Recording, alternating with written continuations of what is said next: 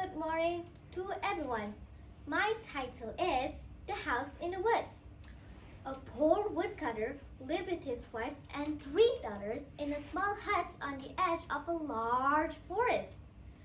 One day, he told his wife that he will be working late. He would like the eldest daughter to bring him dinner. I shall drop some seeds on the path so that she may not lose her way. By the time the maiden had set out with her father's dinner, the birds had already picked up the seeds. She walked on till it was dark because she became frightened.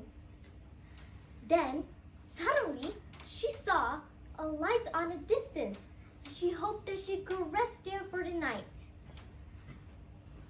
When she reached the cottage, she knocked the door and a voice said, "Come in."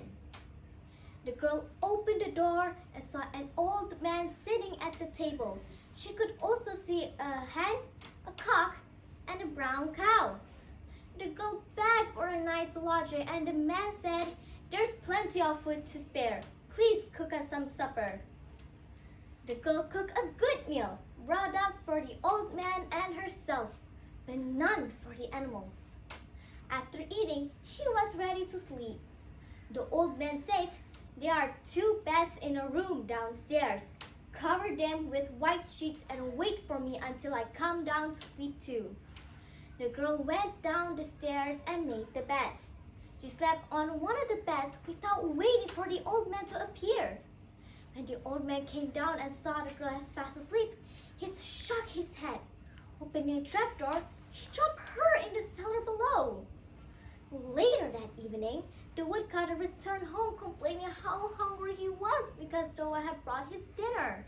His wife said worriedly, "The girl must have lost her way. I hope she returns tomorrow." The next morning, the second daughter offered to send the dinner to her father. "I shall drop some peas instead of corn seeds. They are bigger and easier to see."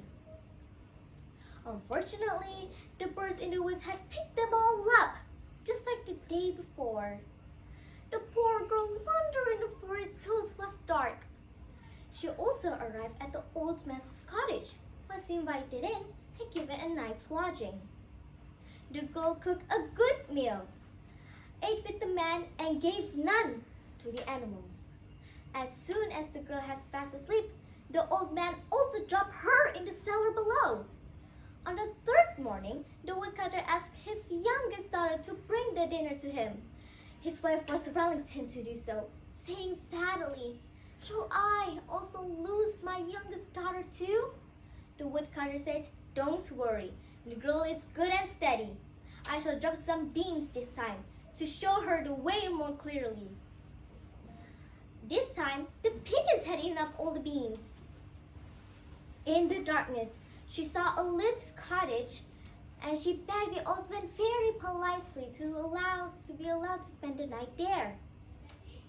The girl cooked a good supper. When she brought out the supper, she thought, "I cannot start eating after I have fed these good creatures too."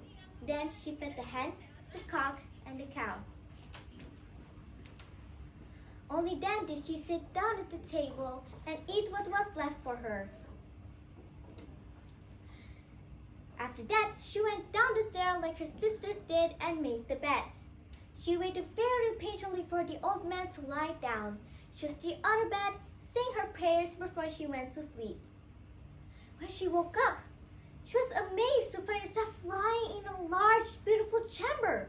The bed was made of ivory and the curtains of red velvet. Then, suddenly, she noticed there was a young and handsome stranger and 3 servants in the room. The man said, "I am a king's son, changed into an old man by a wicked witch long ago. I was condemned to live in the woods with only my 3 servants in the form of a hen, a cock, and a cow. The spell could only be broken by a kind-hearted maiden who will behave well to me and my animals. You have been our savior." And now the wooden cottage had turned to my royal palace.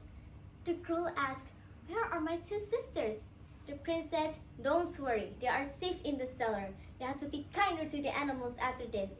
The prince married the girl and they all lived happily together at the end of their days. The end.